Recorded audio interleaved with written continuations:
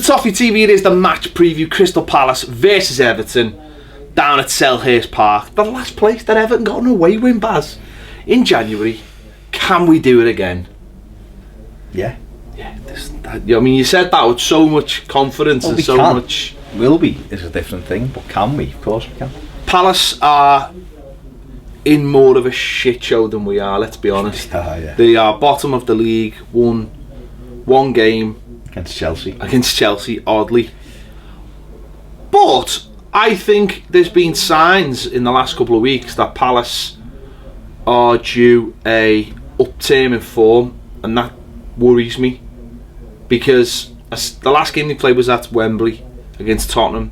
Narrowly defeated 1-0. Okay, it wasn't a full strength Tottenham side, but there was signs that they were starting to turn the corner. Maybe Roy Hodgson's, whether you like them or not, his sort of back to basics tactics were starting to maybe bear some fruit, and having someone like Zaha back, maybe getting back to his best, is something that we certainly need to look out for on Saturday. Yeah, he's the danger man, isn't he? He's really, he's gone up another level, I think, in the last year or so. He was linked with Spurs quite heavily last summer, wasn't he? The summer before 16, and he's been, he's a top player now, I think, as a wide player. It's got to be, his productivity's got to be a bit better, because he gets himself into some great positions, but his final ball isn't always there. But he's come up with some big goals for them. He scored the winner against Chelsea, he scored the equaliser against West Ham in the 138th minute or whatever it was the other week, to get them a point. So he's definitely someone we've got to look out for. But I believe Benteke looks like he's back as well, and he's another one, when he can be arsed, he's a handful. Because they'll be looking at this game, won't they, and thinking, this is a game we can win. I know we're looking at it like that, but that's the way they'll be thinking. Back after the international weekend, break, home game against the team who was struggling, who haven't won an away game for 10 months. Yeah. So you'd be looking at it going, if it was the other way round, we were at home to them in that situation, you'd be looking at that going, yeah, we beat these. Yeah, we'd be thinking, these are nailed on for an away win. but you'd be trying to look at it and go, we should beat these are around us, these are the games we need to win. See, I think if we avoid defeat, and I know people won't want to hear that, but I think if we avoid defeat, then that's a decent point to turn from Watford and this, because 4 points from 6, couple of games unbeaten. It'd be great to win, don't get me wrong, we win. We practically halfway up the table with West Ham to come at home, you start rubbing your hands together then. But, a draw for me won't be the worst result in the world. I want to win, of course I do, but I think the other thing with playing teams around you like that is don't lose to them. Well, I was going to say, for me, the first thing we need to do is we need to be tight at the back. We need to get a clean sheet.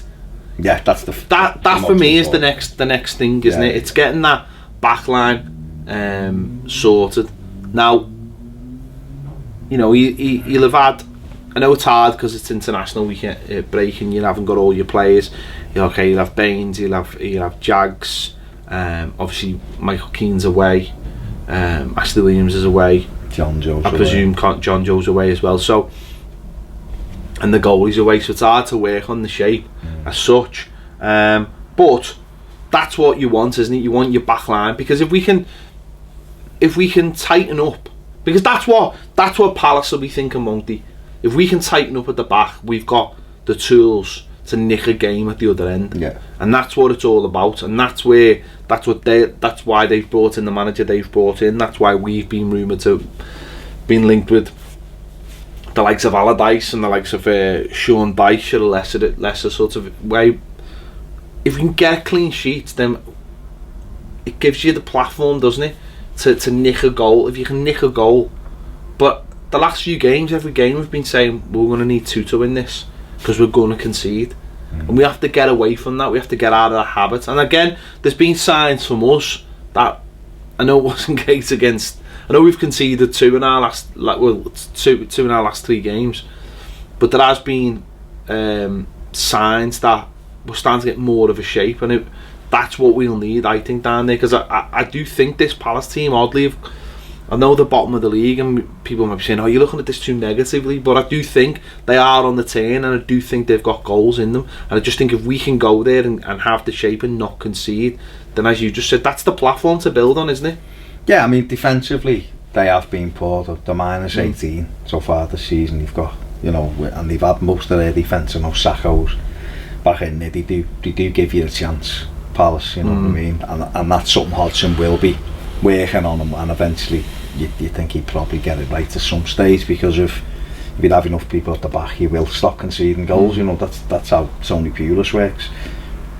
But I think we can hurt them, there's no question about it. I think we can get in there, but the worry is in our defence at the minute. And, do we go to a back three at the weekend and almost play 5 and just keep it tight with no room? And last year when we went there, Ronald Koeman played 3 at the back, didn't he? And, Seamus scored the winner late on. And that day they had a little opening 15 minutes in the game. I think Ben Sechi hit the bar at Everton, and then after that they had nothing. Yeah, they had a little late Frawley. And then obviously they had when Joel come and took a couple. But other than that, they didn't really do much in the game. We nullified them and were able to play. And I remember us winning down there a few years ago under Martinez when we were struggling. Yeah, and we went and Rom scored early on, and Joel had a great game.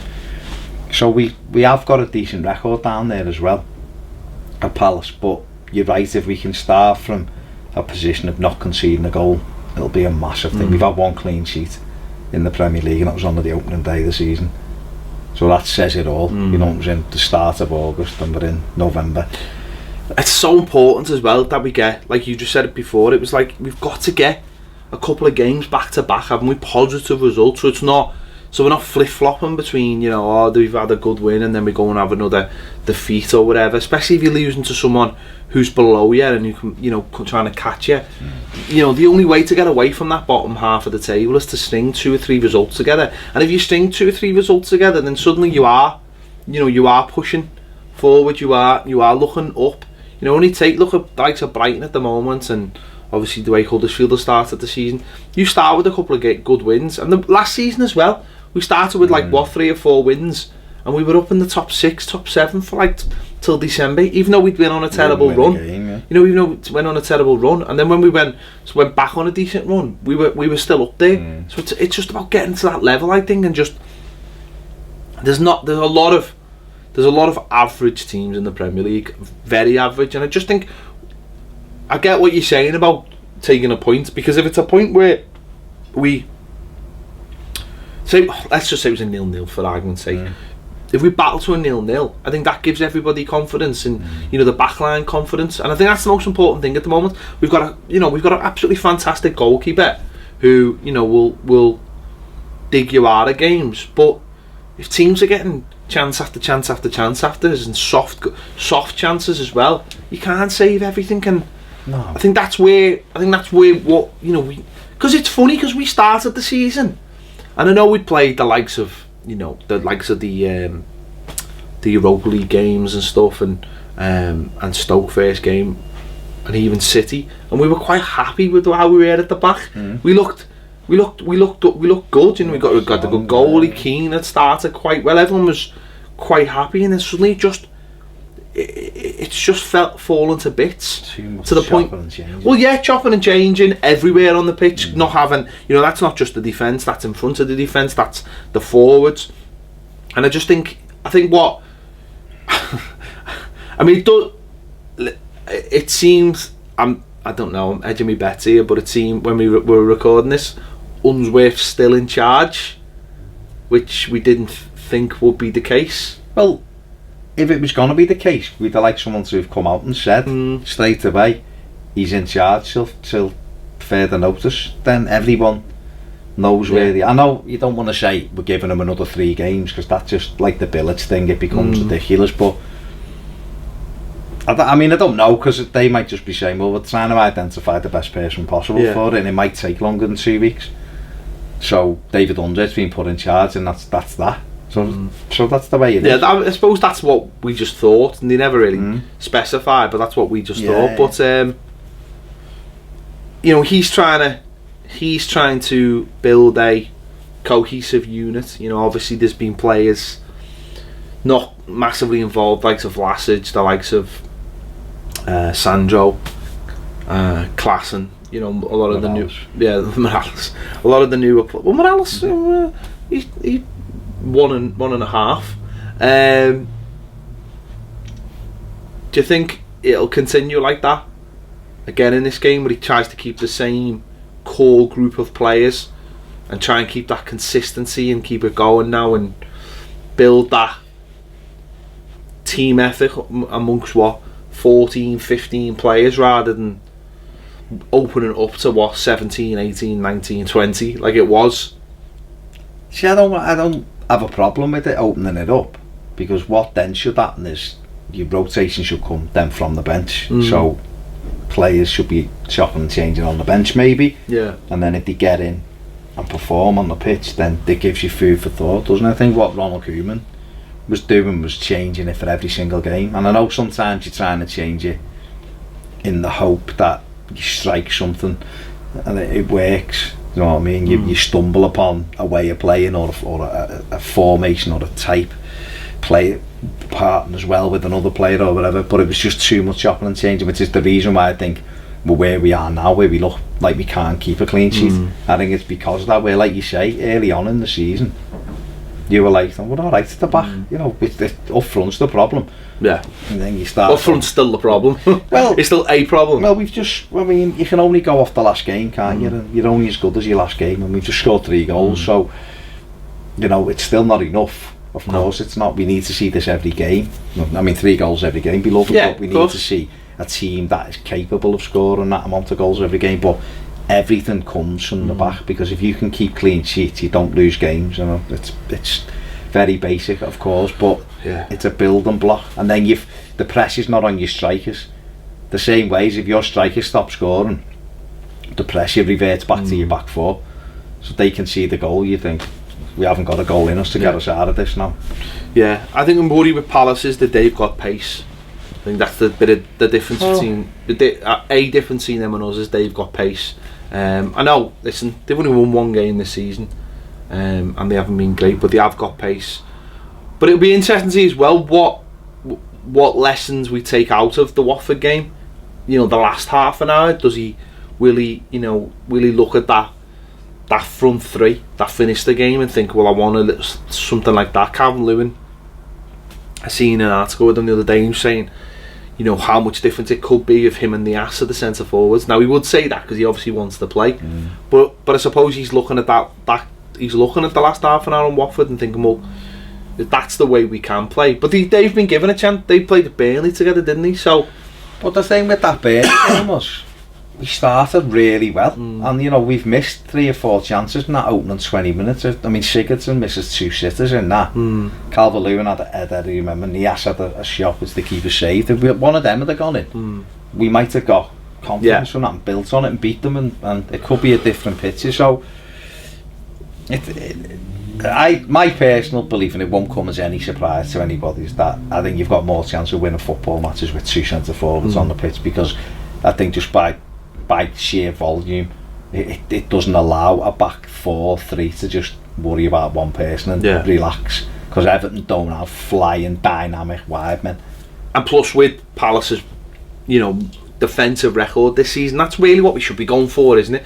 I mean, Unsworth hasn't been a sinking violet so far. He's gone into the games and being positive, and I hope that continues at the weekend as well, because yes, it's okay sitting here and say, oh well, Palace will be looking forward to this game, but if we can turn that round on them and start on the front foot and show some confidence and, you know, nick a goal, then suddenly it turns round again. And I think that's the way we've got to be thinking. If we go into this game defensively, I think that's the worst thing. The thing what he can do, because Calvert-Lewin can operate off the left, he's better as a centre forward, but he caused Watford some problems coming off the left hand side. We can have a 4-4-2, and if it's not working, as such, we can flip it a little bit and go to it. He call it a 4-3-3, but effectively it becomes a 4-5-1, doesn't it? With Calvert-Lewin and Aaron Lennon, and then it'd enable him to play three defensive, but 3 midfield players.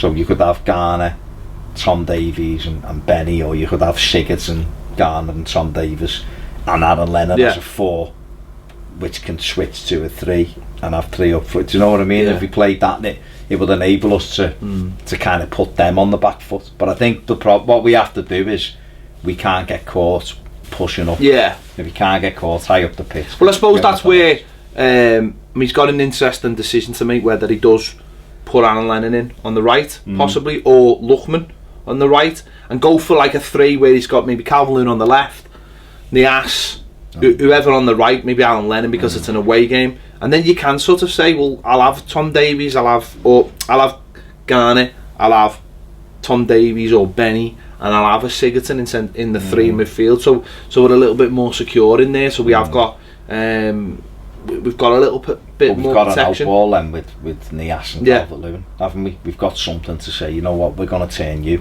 because we know that you're fragile at the back. Niasse would love to score against Palace, wouldn't he? Well, he nearly went there, didn't he? So he loves to score against anyone. He's the Prince. He is. He just scores goals. Best minutes to ratio, goals to ratio. Ratio to goals, goals to ratio. Whatever ratio. He's just the best. Basically, when you break the stats, he's the best striker in Europe at the moment. Yeah.